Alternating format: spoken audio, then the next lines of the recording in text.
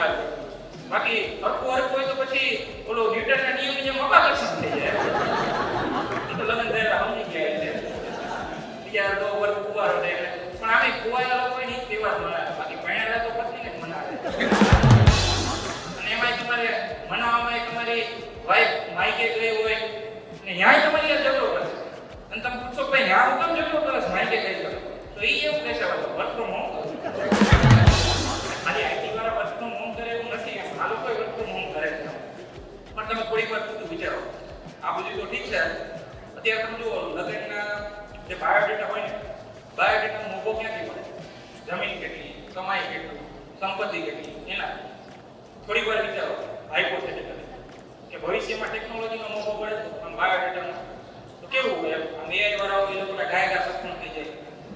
AI પછી આ cross platform વાળા આવે એ લોકોના ગાયકા સક્ષમ થઈ જાય. ઘણા બુકની વ્યક્ત કરતા હોય કે બોલો લગ્ન પહેલા તો એવું કહેતા હતા ડેવલપર હતો. લગ્ન થઈ ગયા પછી ખબર પડી HTML ડેવલપર.